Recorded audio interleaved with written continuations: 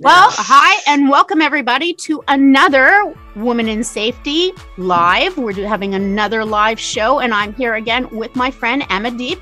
Amandeep, who do we have today? Hey everyone, good morning or good afternoon, depending where you guys are.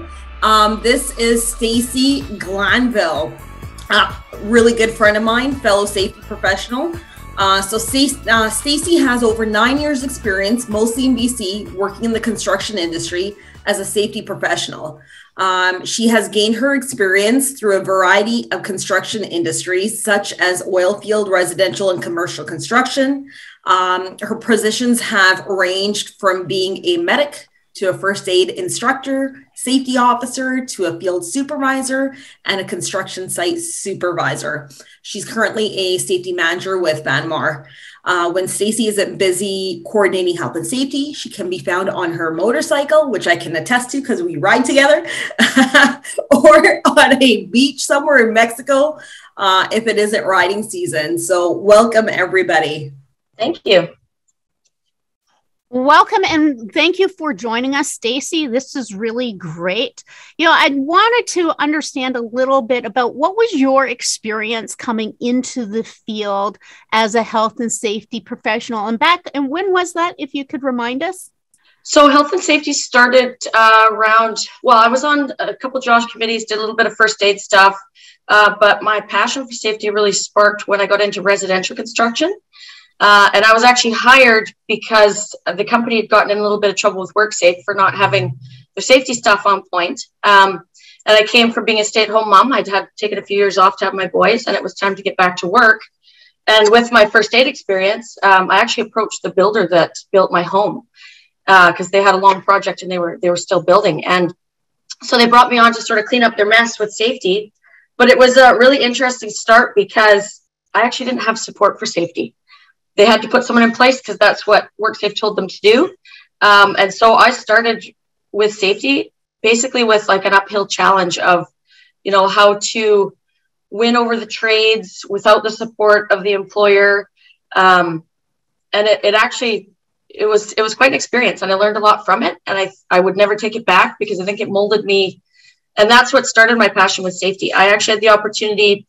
So they put me into safety, got a few things going with that. And then they actually had me in as a junior site superintendent on a 36 unit townhome complex. And so they had a superintendent at another job site, a bigger one. And then they had me. And so I'd actually thought, maybe I wanted to get into being a superintendent, and I got a good taste of it. And what I would consider to be a lot of babysitting of trades. And that really woke me up to my passion for safety. I changed my mind and wanted to go back that way. And so what my goal used to be was to be a safety officer or prevention officer for WorkSafe BC. And I actually got into the testing and I did really well on the critical thinking exam, but I failed the industry knowledge because all of the questions were based around commercial construction. And I just simply didn't have the experience. The only concrete I'd ever done was for a sidewalk, or a driveway. And so I actually went and I looked for a position with a commercial company, which is what I got into now. But I ended up falling in love with the company so much, and I got promoted quite quickly. And so this is where I'm happy to be at. And so I actually abandoned the idea of going to WorkSafe. And now instead I work alongside them.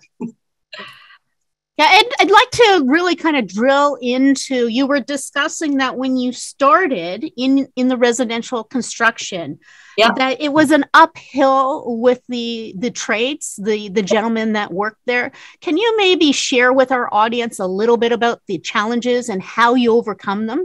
Yeah, so part of that actually goes back to the oil field days, coming on as a woman on a job site. And, I've found that initially I usually kind of keep my mouth shut a little bit, see what's going on, get a read for the team that I'm working with. And, men really don't respect women on the job site if they come in and they just start hollering and being basically a pain in the ass, right? So what's worked for me is getting a read of what's going on. Obviously, if there's something critical, you need to intervene, and that's a non-negotiable.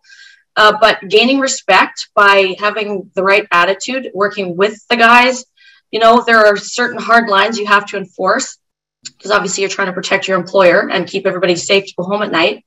But then there's other things that you can be a little more flexible with and work with them. And I've found that by coming in, you know, kind of, I guess the word maybe gently, and taking the time to gain the respect, and then they end up working with you way more seamlessly, because they go, oh, okay, you know, oh, and making suggestions for them, helping them out along the way. Hey, you know, I see you're doing this. We can't do that. How about we do this? And that's really worked really well for me. So there's definitely a finesse that's involved. And safety people, male and female, you can get a bad rap and have conflict quite quickly if you don't use tools with your behavior and your presentation, and, you know, not speaking out of turn, making sure you know what you're talking about before you talk about it. You know, one of the best pieces of advice I ever got was, don't ever commit to or say you know something unless you absolutely know it. You know, there's ways around it. You can say that, you know, I can't recall for sure. I think I know, but I need to make sure. Let me look into it and get back to you. Because the worst thing you can do as a safety person is blow your credibility. The minute you start talking out of turn and tell them they're doing something they shouldn't be doing, and you're right and they're wrong, but you're actually wrong, it's kind of game over from there. It's hard to recover from that. So I agree with that. Did you have any like male counterparts or male allies, or like anybody that like would kind of stick up for you or be there for you or support you or just back you up? Yeah, so with the residential construction, so the owner of the company, he was very not safety oriented. It was get the job done, no time for that. You know, put the people in place because we have to, because we've been told we have to, but not really support them. But then I had, so the superintendent, I would consider him kind of like an uncle. And like I said, that builder built my home, and they were in my complex for 4 years. So I got to know the superintendent very well. And I would consider him basically like an uncle to me. And so he would be on another job site. And so we were back and forth on the phone all day. He would, you know, give me the ropes on what to look for. And I would, you know, any concerns I would bring to him. You know, even to this day, we go for Christmas lunch every year together. And so it molded like a family type relationship. And yeah, he definitely stuck up for me. He would, you know, in certain situations, he would step in and say, well, no, I don't think you see the whole picture, or, you know, she did her best. You know, I got set up a lot to take the fall, I would say, which was okay in the long run because it builds a thicker skin. And I learned a lot. Because you were safety or because you were a woman? Both actually. Okay. Right. And so, but the other problem was that, so they had me in the safety role, but then they had me in the site supervisor role. And you can't effectively do both of those roles. So you're spread too thin, things, you know, but at the same time, being a woman, and I'll say I've got ADHD. And so it's actually a superpower if you know how to harness it. So I can have a lot of things going on all at the same time. And so, you know, those hard situations, for me personally, are what has caused me to grow the most. You know, it's a sink or swim thing, right? You get thrown into it. And, you know, being a fighter, being a survivor, you know, I was telling Tamara earlier, I moved out at 15, right? So I've been kind of cutting my own trail for a long time. And so when I've been, you know, given these opportunities, I take all the opportunities, I take all the training. You know, anytime somebody wants to invest their time and money into me, I'm happy to take courses. And so it's just been, just push through it, right? You don't know how strong you are when you don't have a choice. You just keep going. And so those tough times, I remember at the time, you know, it can be very discouraging because you're doing your best because you want to do a good job, but you're not getting the support that you need. It's an uphill battle. But at the end of the day, you also have to kind of step back and go, you know what? I can only do what I can do. Take a little bit of pressure off yourself, work with the tools that you've got, shake it off at the end of the day and start fresh the next day, you know? And that has worked very well for me. Like I've taken every opportunity that's come my way, and every door that opens is better than the one that I just passed through. So it's awesome. Now, we have some listeners who have just joined us. So can you put in context what year we're talking about here? Because we're talking about the past right now. So that would have been right around probably 2015 with residential construction. And I was in there for probably 3 years. But no, actually, you know what? Probably for 5 years. And then I made the switch over to, well, that's when I was saying I wanted to chase my dreams to be a prevention officer for WorkSafe. And getting through some of those stepping stones, needing the commercial experience, that's when I started looking for a commercial job, and I applied to a handful. And then I got an interview with the Vanmar job. And so I actually started in the field as a safety officer. And that was perfect because I wanted to get on the jobs, you know, where they had the big concrete pours and learn things like that. But actually, it turned out the first building I was put on was lumber. So we had a concrete parkade. And so it was a lumber building. And then the safety manager at the time, you know, I came on kind of full force and, you know, was, I guess, pushing him and prodding him for certain things I needed to do my job. And then he decided to make a career change. And I, within 6 months, was promoted to the safety manager position. And so I actually started out in the field on a site, trying to manage the rest of the sites. And I actually developed the position into, you know, a full-time manager position where I work out of the head office and now I visit the job sites and take care of all of our safety coordinators, whether it's, you know, sometimes we have as little as 6 sites, as many as 12 sites. And I really enjoy it because there's a lot of variety there. I've got a lot of people calling me every day looking for help on how to figure things out. You know, I have a really great team of people. And that actually comes from the employer. So going from the residential situation where Stacey, hi. Yeah. I just wanted to kind of reel this back for a moment because you said some really interesting things and I don't want to lose that, but we'll go back into this in a little bit. So I want to bring us back into time because you talked about the superintendent being like an uncle. A mentor, like family. And so one of the things that we really wanted to get to learn about was how did these type of relationships help define you and shape you to the professional that you are now? So can you help, because mentoring is what a lot of people would like to get into, and it's so great. Could you share a bit about that relationship for us?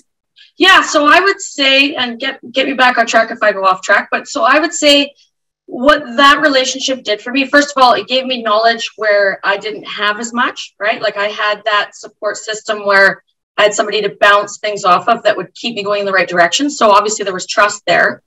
And then that gives you the confidence that you're lacking, right? And, you know, because I talked about there were some discouraging parts. So being caught between, you know, the owner who was not interested, the trades who you need to win over, and then having the support system in the middle who backed me up.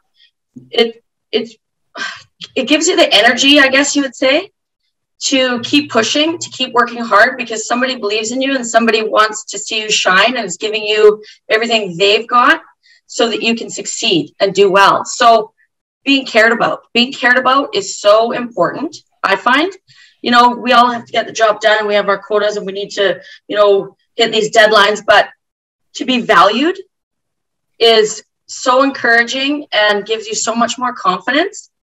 And had I not had that person behind me, giving me the tools and giving me, you know, I guess, I don't know if I should say the emotional support, you know, things might have turned out a little bit differently for me. I'm pretty bold and type A, so I would have taken my licks and keep going most likely. But that made a huge difference. And that person, like I value him so much. And every year when we go for lunch, I tell him, you know, you gave me an opportunity because I was at home with my kids for 6 years, I think it was. And he gave me that opportunity because he saw some true grit in me that he thought could shine. And, you know, that opportunity has done so much for my career path. And I'll forever be grateful to him. Forever. What's his name? Joe Carnevale. Do you know him? Oh, he's a great person. Yeah. Nice. That's awesome. If you could go back in time, what would you say to your younger self? You know what I would say would be to focus on myself, focus more on me, take care of me. And taking care of yourself comes down to health and fitness. That's a huge thing, right? Proper sleep. Because, you know, I'm kind of a go, burn the candle at both ends, and I always make it through. I seem to do my best work under pressure. But that's what I would do, is I would worry less about things going on around me and more about what's going on with myself. You know, take care of myself. That was what I would, not that I didn't take care of myself, but take more time. No, it's not selfish to worry about your own needs, right? Absolutely. So many moving parts in life, and it's like to slow down and just make sure that you got your stuff sorted out, you're organized, you're not pressed for time, you're well rested, you're eating proper food. All those things make everything fire on a higher level. And so if I could go back and change something, that's what I would change.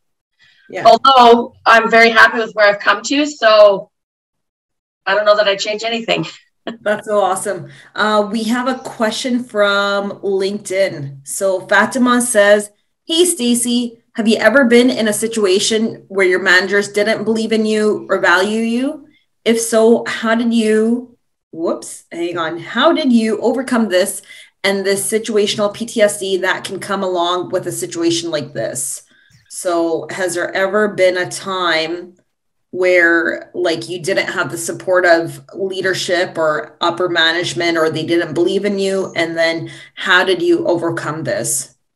So one example I could think of would be back to the residential job site. And there was a framing contractor, and he was an older guy, and he really did not appreciate having a younger female give him instructions when there were things that went wrong on the job site. And so, I would have the owner giving me instruction, do it this way, have him do this, make this correction, very matter of fact. And I'm like, okay, so I got my task, and then trying to take this to this, I guess he was the owner. So foreman, owner, whatever.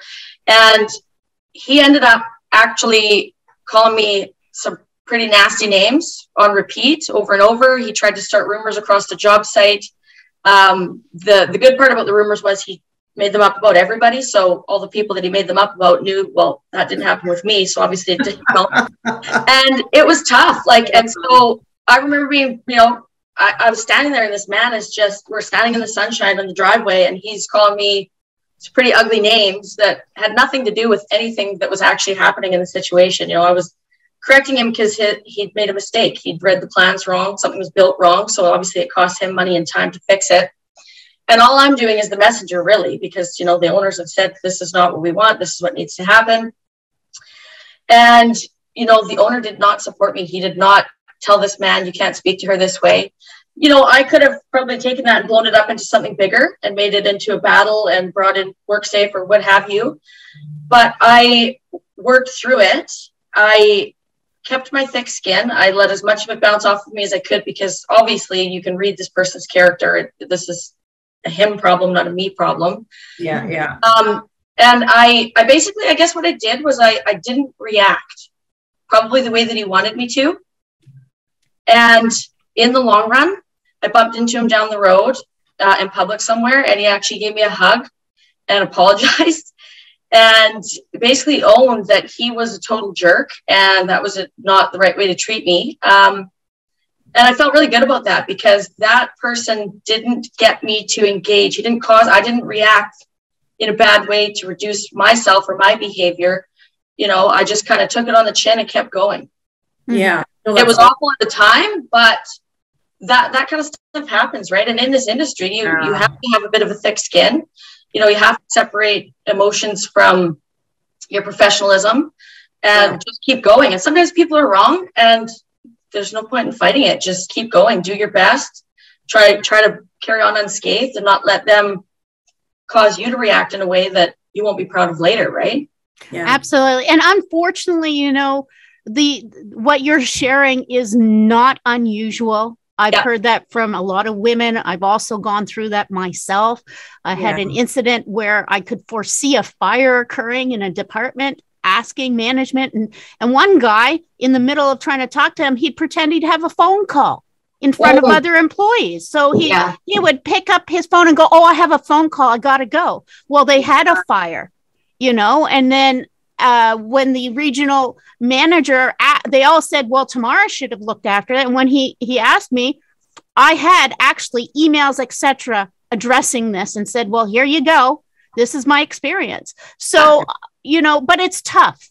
It is tough for one, when people treat you that way, you start to self-doubt whether or not you've got what it takes to do the job. right? Yep. So help our audience and those of us out here who are struggling. What did you do inside yourself to kind of keep pushing forward? Because it's hard.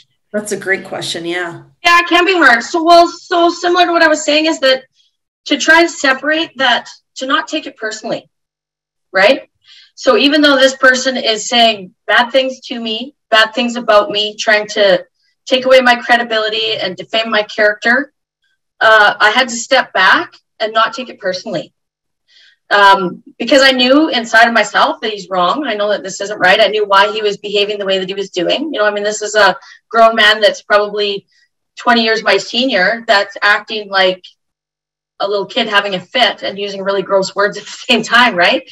So to step back and separate, like that's, I think what makes the difference is not taking that attack personally and then reacting from that, right? And so it is tough at the time to do that, but then when you see it come full circle later and work out and everybody respects you more and they see him for what he is, it's sort of, you know, the silver lining is in that, right? Because he looks silly.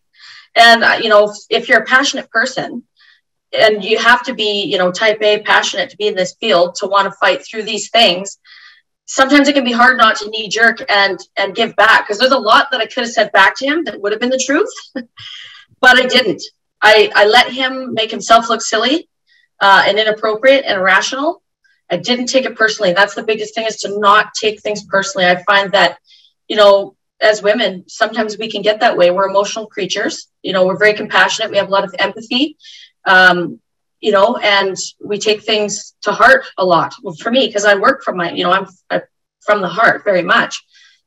And so when you encounter people that treat you poorly, you know, it can sting, because that's not how you're shocked, because that's not the way you treat other people. But it's the stepping back, kind of like removing yourself, seeing it for what it is and not reacting. And then when you watch it go full circle, it's like you kind of get your aha moment. Like that's, you know, makes you proud of yourself for not responding the way that maybe the first thought in your mind wanted to go. I love that. I absolutely love that. I can reflect on my own experience when I was working up in Fort McMurray. A lot of times it's like, does this person even warrant your time? And always look at the credibility of the source, because at the end of the day, I would work with these men on the job site, and then I would see them later on in camp. So it's like, you can't even escape. You can't even, and just being very mindful and tactful, and like having that higher emotional intelligence, being able to not take it personally, and then separate the situation from the person. And yeah, that's awesome. Thanks, Stacey. Yeah. No, you're right too, because I've done the camp thing before, and that also takes a little bit of finesse, because it's a very much male dominated. Well, it's changing now over the years, but there's obviously a lot more men out there. There's a lot of physical jobs that are harder, that men are just often better cut out for, right? Yeah. And so you're right, because, you know, when you're out in the field, that's one thing, but then you go back to camp and everybody's there and you're having dinner together, and knowing when to kind of put those boundaries up, because things can get kind of slippery pretty fast if you don't, right? And so I'd say there's been times when I've, you know, excused myself or had dinner on my own, or taken it to go, because you can reading the play is really important. To kind of see what's going on, get a read of the characters, and know where it's a safer environment that you can kind of relax a little bit, or stay on your guard and keep your boundaries up and make the right choices. Excuse yourself sometimes, because you don't need to you can tell when what energy is going to happen and what kind of dialogue and interaction you're going to have. And sometimes it's best to just politely excuse yourself, keep going, and kind of stay out of it.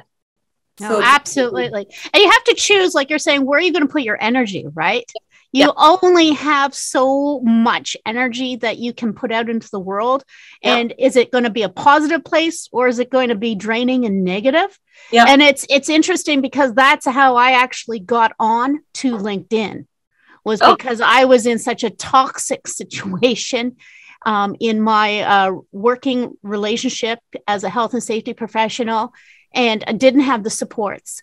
And so somebody said, well, check out LinkedIn because there's a lot of different groups. And so that's where I met my first mentor, Mark Lovelace, who is actually responsible for helping to set up EH&S professionals group way back, But the thing is that it's collecting those people around you who are positive supports, collecting your allies, both women and men. So do you do anything in that realm of having networks of supports?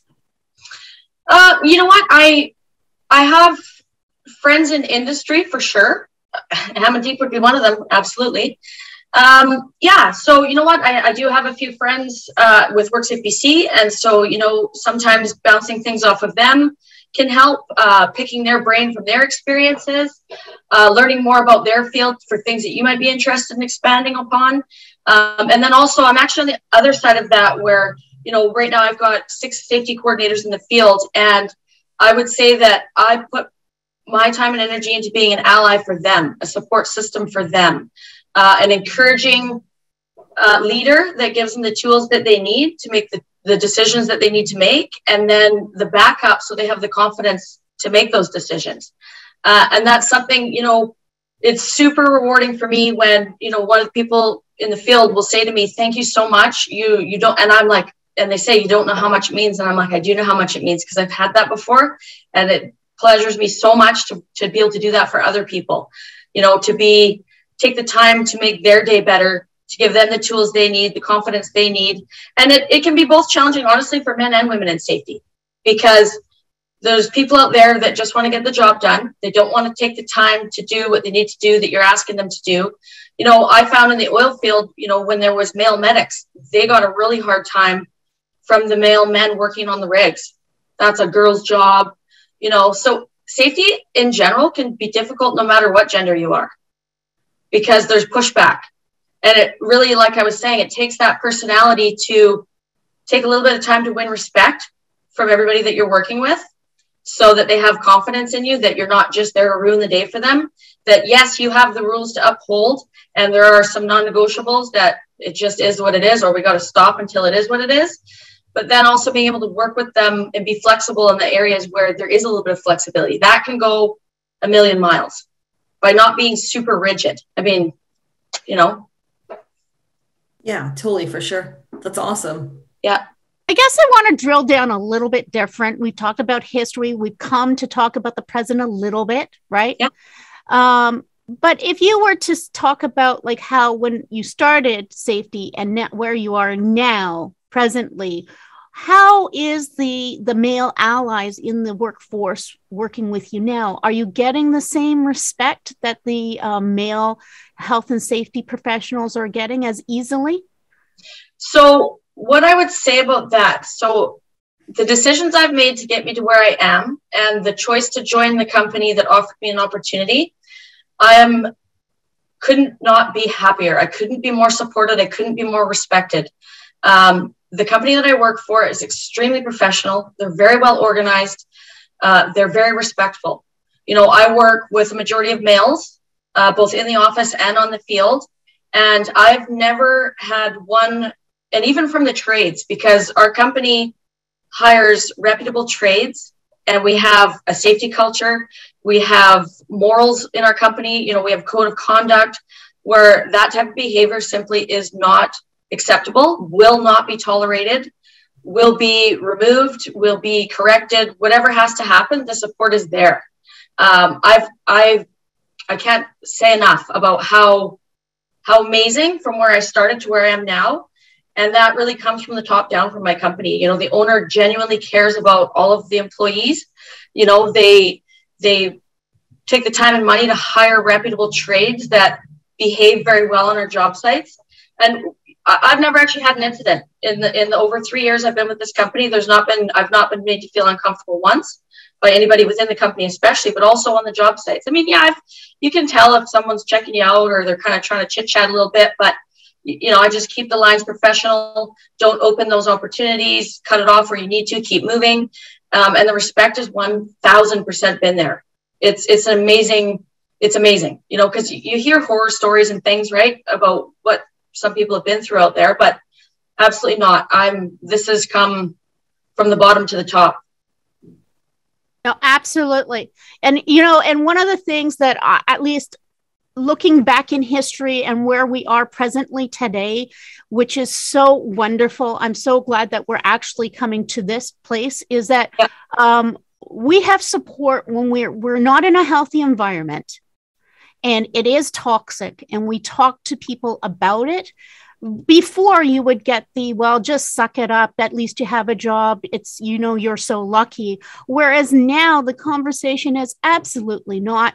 You spend so much time at work. It needs to be a healthy environment. Yes. So where we've come from the past to where we are now is just light years like mindset. So that's really good. And I also, you choose, look at the companies you're going to work at like you did.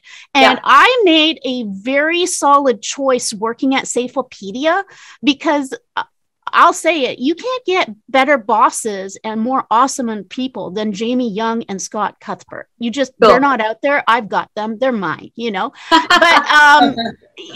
to be able to say that tells you that we've really come a long way. Amandeep, what are your thoughts? Yeah, no, absolutely. Like, you need to have that positive environment, those strong allies. You need to have people believe in you, just like you believe in them. And it takes a team. It definitely does. And to have that safety culture, it starts from the top all the way down to the bottom. And you can see that a lot of times, depending on the site that you step on or the project that you are on. That morale, that vibe, that feel, like you can automatically feel it for sure. Yeah. We actually, speaking of allies too, somebody that I'd definitely like to give some credit to would be Derek Malone from We the Safe. Our company uses him. Yeah, he's a third party inspector for us, and that's somebody that I will have a lifelong friendship with as well. He's got a wealth of knowledge. He's a great support system for me. I'll bounce things off of him, anytime. And so allies, support system, and you get to know which ones, are giving you the good info, that care about you. Like it comes down to, business is business, but it's those real relationships where there's trust, there's confidence in the information that you're getting.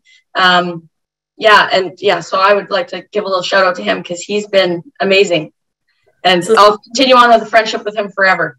So since we're giving shout outs, I definitely got to give a shout out to Waleed at We the Safe. Yeah, Waleed. Partners with, with Derek. Derek, I don't think I've personally met him. Waleed is they're awesome. Like We the Safe, they've definitely, in British Columbia, I'm not sure about other provinces, but they lift people up for sure. And tools, lots of tools, lots of training, lots of supplies. It's in the safety world, it's a one-stop shop almost. You can get everything you need there, and they care. They're good people. I'll make sure you meet them. We'll get together. That's awesome. That's great. So kind of wrapping this up here, we've looked at the past, we've talked about the present, looking at the future. So Stacey, what do you envision for the future of women in safety? For the future of women in safety, how do you mean? Like where we're going to get to, or my sort of thoughts on how to get there? Yeah, both. So for women in safety, so if there was a woman that was looking to get into it, I would say to them, take every opportunity. Don't wait for someone to say, oh, here, go for it, go after it.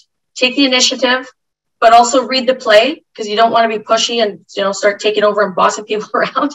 But take the opportunities. If you see an idea that you think could be really great, present it, sell it, try and move forward with it. That's done a lot for me over the years, where you get the framework of what you're asked to do, but you have these ideas and plans that could work, put some thought into it, present it, and it's worked out very well for me, where if you're a creative person who likes to build on things, the sky's the limit. There's always opportunities coming up, and there's always new people to meet. And even if a course is offered to you and you're like, oh, I'm not really interested, you don't know who you're going to meet when you take that course. You don't know what experience you're going to have, what tidbit you're going to get out of it that could do something massive for you later down the road, right? So be open, don't give up, have a thick skin. Like we talked about, get those allies and support systems, because that's what will encourage you to keep going. and just push through. But it takes a certain type of person as well, right? And if you're not cut out for it, like, and I've seen that happen. I've seen people that, you know, think this could be an opportunity. They move forward with it. They just don't have the skill set to manage the tricky stuff and succeed through it. So there's a certain type of person that is in this position, because being honest, and I know, I'm sure you'll agree, like safety can be really tough. It can be really tough because it's you against everybody in a sense. Yeah. Yeah. And it's hard when you feel like you may have a site full of workers, full of people, but you feel so alone. And especially when, like, I'm just talking off personal experience, being alone in the oil patch, socially isolated, and safety is made out to be the scapegoat. Because you can't blame the super, you can't blame QA, QC guy, you can't blame anybody else. So who are you going to pick on, or, you know, who is everything going to go back to? It's safety, unfortunately. Yeah. Right? And then having workers be like, yeah, you guys are just overhead. We don't need you. We're safe. Really? I don't know. I'm not sure. I'm not too sure about that. So what does it look like when we envision the future? Like, what are you seeing for women in safety, in the future of safety? So say we look at like 5 or 10 years from now, what are you hoping, Stacey, we're seeing on the landscape? I would hope that the progression that, like we just talked about, the progression we've had to this point is going to continue and double or more, right? Where, you know, people don't look at the girl coming on the job site as the girl first. Right. You know, that you have an identity that's outside of your gender, that, you know, what's this person coming to show us and teach us, and you know, instead of just, oh, you know, the girl, right? That's happened a lot in the past. And so to have, I guess, you know what, to have respect, more respect sooner, to not have to need to earn it just because of what your gender is. And I think that with all the women out there in the workforce, it's happening. You know, women actually get credit a lot of times for being better machine operators, having more attention to detail, being more thorough, taking the extra time. Because that's, I think, just how we're kind of naturally wired more often than men are, right? And so I think that people are starting to see that.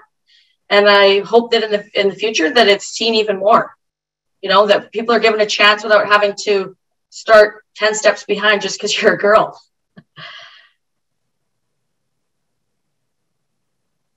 No, well said. Thank you very much. Now, I have opened it up to the audience to see if anybody would like to jump on mic and ask you a question. So if anybody feels like they have something, a comment they'd like to make or a question that they'd like to ask us, please raise your hand and we'll bring you on mic. You know, this has been a great conversation.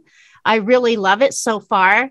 You know, I'd like to, you know, it'd be really great if we could create more of a network of allies.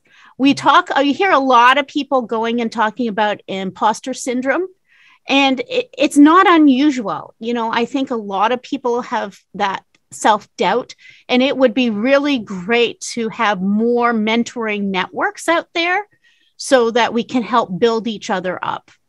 Yep. Yeah, absolutely. Definitely having the right people in place.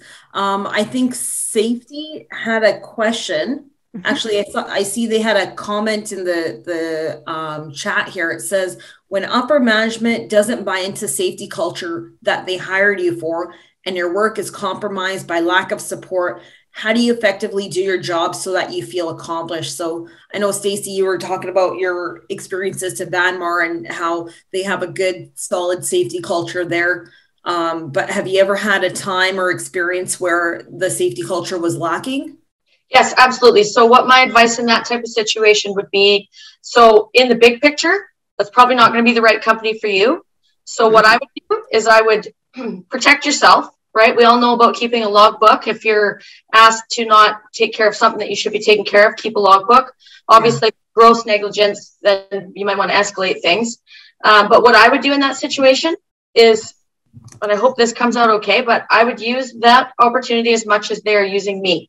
I would take everything I can get from the experience, and then I would move forward. So I wouldn't do the knee jerk, I'm out of here, I can't do this. I would set myself up for my next opportunity, and I would use that company as much as they were using me. And I say that respectfully. I wouldn't, I don't mean use them damagingly, but take what skills, take what training, take what opportunities I can get. You probably have networked with some people within that company. They might have given you some ideas of what direction you want to go. At the end of the day, if you're not being valued and respected in your workplace, I wouldn't stay in it. That doesn't mean I'd jump and run and not have a job tomorrow, but I would take the opportunity. I would use it to my advantage to grow myself, and I would move forward. Agree. Yeah, totally. I don't know this person's name, but safety, does that answer your question? We will wait for a comment back. Yeah, they DM'd me and said no more questions. Oh, okay, perfect. There was a situation I went through when I was working out the oil patch that I kind of wanted to share, because if someone shared it with me, it might have helped me at the time. It was a very valuable lesson that I went through.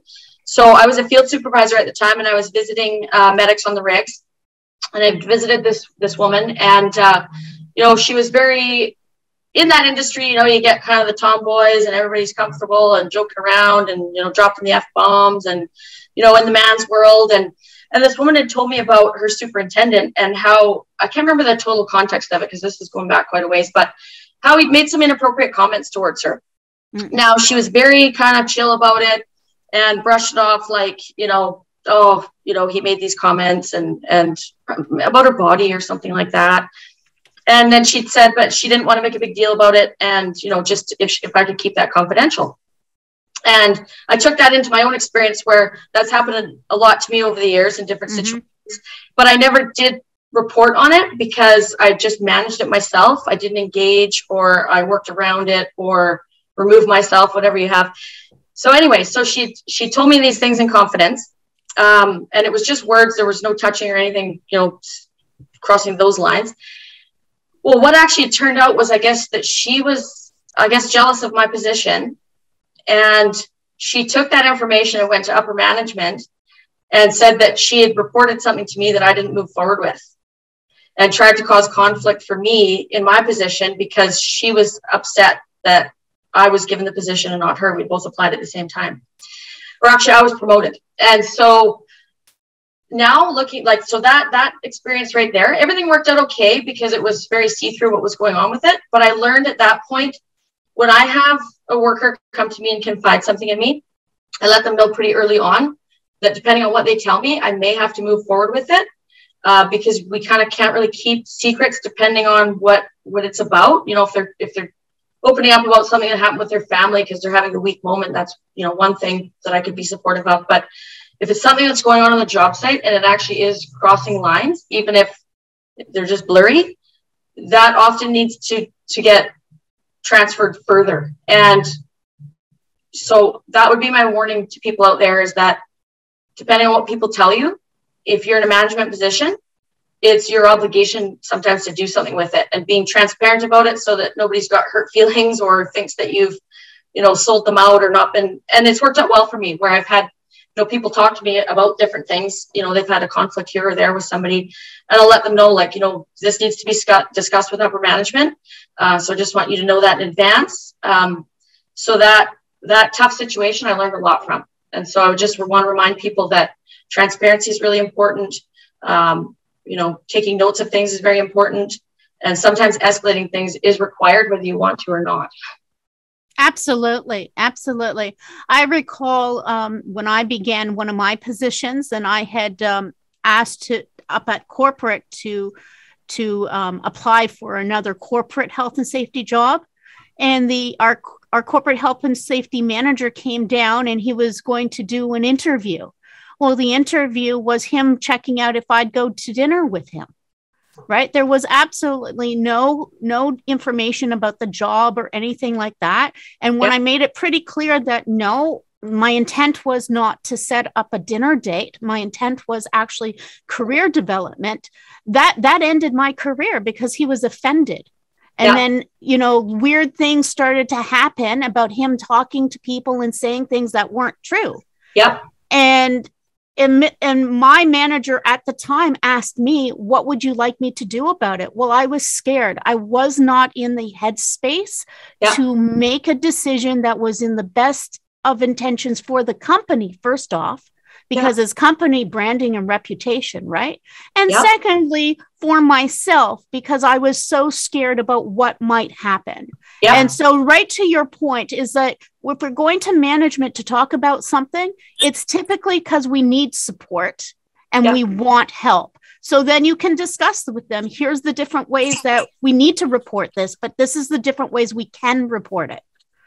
You know, I can come with you, you can go by yourself, like whatever, and kind of build it out. And another thing that another manager did for a friend of mine, which was really helpful, was role playing too, helping the other person kind of role play out situations so that when they're in the situation, it's not just cold. What are your thoughts on that? Yeah, I mean, that sounds like a great tool. I know I've done that for, you know, in advance of job interviews, or if you're going to do, you know, a presentation or a speech, that it's almost like that muscle memory thing where if you get a little bit of exposure to it, it can be a little bit more flowing and kind of give you the confidence to feel better about speaking up or moving forward with something. So that's a cool tactic for sure. Yeah.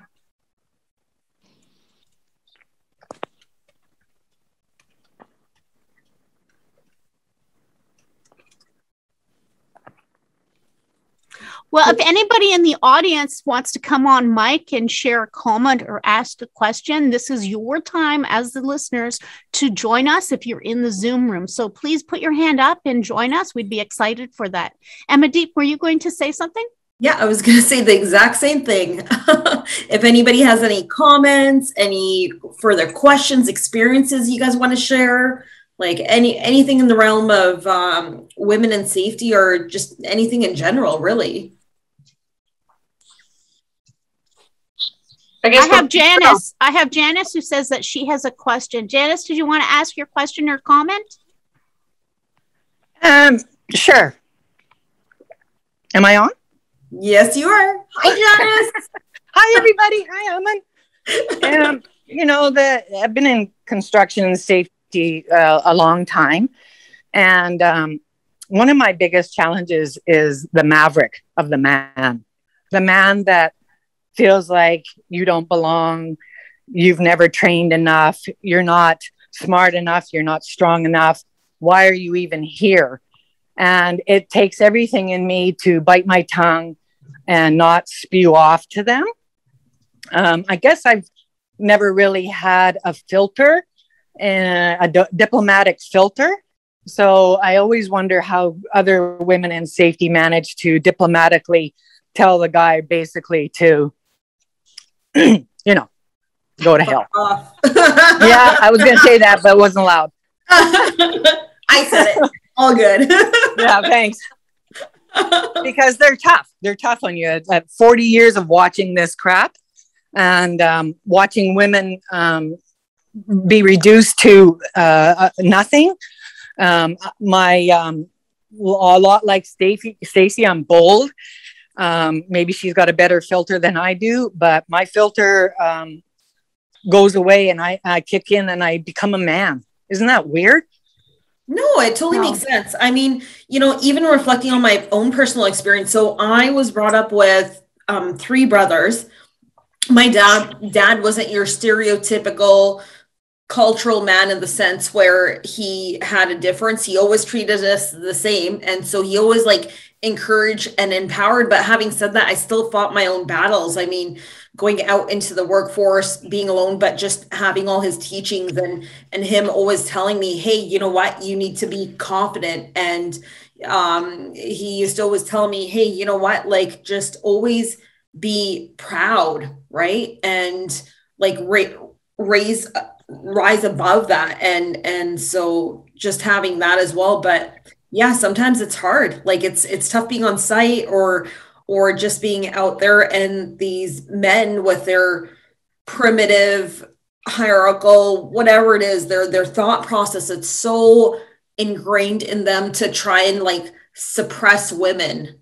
And it's so wrong. And I think the more allies we have, whether it's male or female, empower one another, and basically like, don't put up with people's shit. Just don't. Yeah. Right? I also think too is, you know, in those situations where all those things are going through your mind that you want to say, because I know exactly what you're thinking in those situations. I've been there. Yeah. It's keeping your professionalism at the time and then letting it out afterwards in a safe place. Like venting about it's important. Stuffing it, not good. Controlling it at the time, very important, but getting it out later when it's the right time and space to do so with somebody that you trust, whether it's a friend or someone else professionally that knows this person, knows their background. That seems to help me is when someone knows the full scope of the situation. So they're like, yeah, I know what you're dealing with over there. And just kind of getting it out, venting about it when it's over, can get that off your back. And then as you work through that, it just, for me, it identifies more and more how out of line this person was, how, you know, either they're threatened by you or pissed off just because you're a girl and you're telling them what to do. And then that, for me, that frees me from taking it personally, because it's like, you know, that's a him problem, not a me problem. Yeah. Well, and I mean, I think also, though, we have to take ownership as a community. You know, so much of this is a lot of people who are standbyers, bystanders. Yeah. Dyslexic, I mixed my words up, but you know what I'm talking about, right? Oh, yeah. Is that when will we talk about it, but when will we step up and say, hey, you know what, back off? Because to let somebody just kind of, you know, have to handle it on their own, we know that doesn't work. Yeah. So I would challenge that we need to start stepping up. And if we see something, say something. Yep, 100%. I definitely agree with you. I would not sweep that under the rug. And I think that the best support for that is from the top down. Yeah. You know, having that employer that will support you. And that gives a person the power and ability to do that, to put those hard lines in place, remove that guy from the job site, right? But it really comes down to what the framework is behind you, if you can do that successfully or not. Right. Yeah. And now I also have somebody on LinkedIn who, unfortunately, she's not in the Zoom room, so she can't come and speak with us right here. But we'd love it, Carla, if you could have.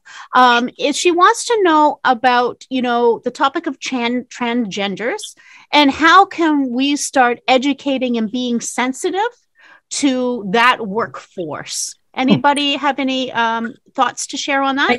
I can actually share. So we've been talking a lot about trans people. So I'm with the BC Tradeswomen Society. I'm one of their directors at large.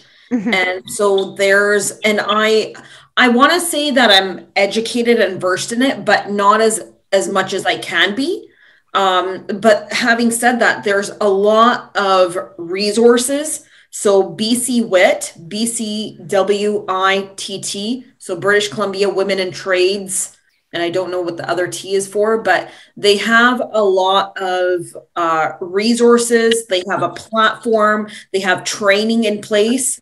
Another organization that's coming out with a lot of like diversity, inclusivity, training around equality and gender equality is the BC Feds as well. So they're coming out with, but like I've never really seen it a lot before, but it's coming out there. So with trans as well, there's definitely like platforms out there. There's resources, there's supports in place, and everything basically to do with that. Yeah. And I think it's also moving forward and putting our money where our mouth is. You know, when hiring people of diversity in health and safety, it's still a male-dominated field. And then on top of that, when there are females, it's highly white female-dominated. Yeah. Right. So putting our money where our mouth is and looking for individuals who are not looking like myself in order to take on those roles. Like I remember once I was giving a reference to somebody, and somebody called me, right, because it was an immigrant to Canada. And it was another immigrant who was speaking to me saying, well, do you think that he could do the job? And I was like, you know, I don't mean to be insensitive, but I hear that you also have an accent. Are you from Canada, you know, also born here or somewhere else? He's like, oh, no, I come from so. You know, I was like, oh, okay. I said, so I guess it'd be much like your experience when you first came to Canada and needing that Canadian experience, right? Like everybody wants it, but nobody can give it. But I'm telling you, this is a phenomenal health and safety professional. So if you're willing to be open to take the risk and give this person his Canadian opportunity and experience, and the person is like, yeah, okay, thank you. You kind of helped me answer my own question, right? And so sometimes we're not even seeing our own cognitive biases, right? But I think we have to have open, honest conversations with one another so that we're starting to identify these and then changing who we're also putting in the talent pool. Like as health and safety leadership, looking in your organization and nurturing out individuals who have an interest in health and safety who may not be from your own background would be another step. That's a great takeaway. Yeah, absolutely. For me, I think that it would be like the right person for the job. And so not so much focusing on the gender or the race, but the right fit, the right personality, right? Taking those labels away completely is kind of what I would prefer to see, because I don't want to get the job because I'm a female and they need a female on the job. I want to get the job because they're like, this chick kicks ass and she's going to work hard for us. See, and that's really great for us to say, but we are part of the privileged individuals, right? And the fact is, Stacey, that we've tried that and it's not working. We're still getting a lot of the same demographic into the roles. So then the question is, how do we do it? If we don't have some sort of how do we break it open then? How do we start breaking it open so we see a difference in the landscape? Because I interview a lot of people, to be quite upfront with you, over the last 10 years. And when I'm looking at it, it's largely white people that come to the table for interviews. I help host a lot of conferences, and a predominant amount of speakers for those conferences are, again, the same demographic. So it's not that I disagree with the ideology of what you're saying. My struggle is that it's not making a difference. We're not moving that needle. And so maybe we need to expand our reach into communities that we don't normally go into, right? So is it because those are the people that are putting their resumes forward and coming after the job? Like, or you're saying... No, because those are the people who are in my own network of circle. Yeah. Right. Yeah. I have very few individuals who are Black people in my circle as a white person. I'll say that honestly. And I have cognitively tried to make that a thing that I try to do. But what reason to expand it? That? What reason is behind that? Because it's not that they're not welcome. Is it? No, it's not. So are they not coming forward regardless of race or gender? I don't know. I think it's hard to come by, like, just in general as well. Like, even when I go outside BC, when I was out in Fort McMurray as well, it was hard to find other people that were in health and safety, that were of a visible minority or part of the BIPOC community. One of my work friends, actually, Mohammed, he started the Black Canadian Occupational Health and Safety Society or Association. And if anybody wants, you guys can message me on LinkedIn after. I will get you in touch with him. But it wasn't until he invited me to one of his meetings that I really opened up my eyes, and I figured out there's a lot more Black Canadians in health and safety than who I had originally met. And so he actually introduced me to his network. So in my mind, in my experience, I had only met him, but then he opened my world to a whole lot of other people. But I mean, I don't know. I think you just need to put yourself out there when it comes to things like that. And and my experience, so it's all good. and my experience is similar when I started working with Crystal Turner and Tiffany and different women of color, is that opened me up into that community, right? But it was about making the effort to connect into the community and then them connecting back into me, right? And so I think we have to do it with some intention at the beginning so that we're finding those individuals who have the talent and that knowledge and background, right? So then they can get into the opportunity pool.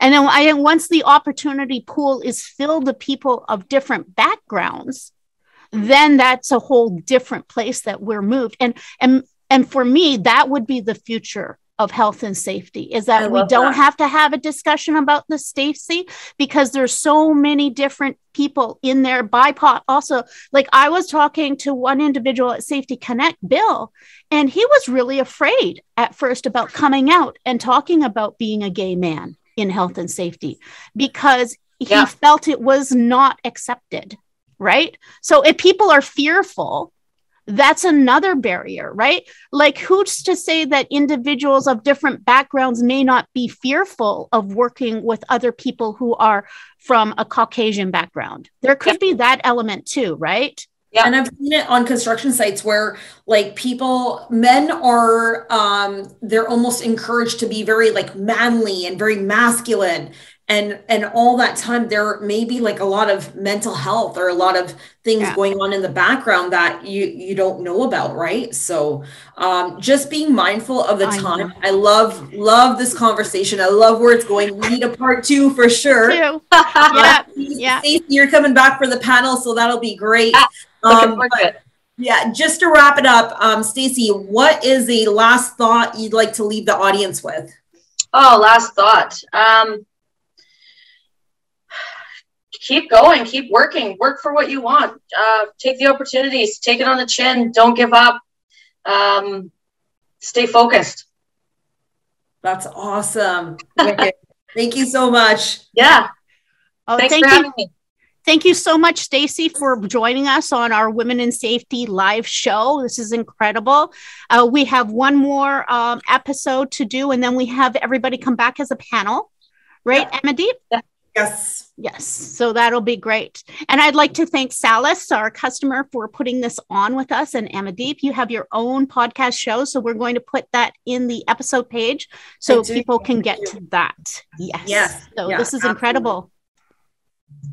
Yeah. This is great. All right. Thank you so much, everyone. Thank you to the audience, LinkedIn, on Zoom Live. Stacey, thank you again, once again. Yeah. Tamara, thanks, guys. Thank you. All right. Bye, everyone. Bye, everyone. Thanks.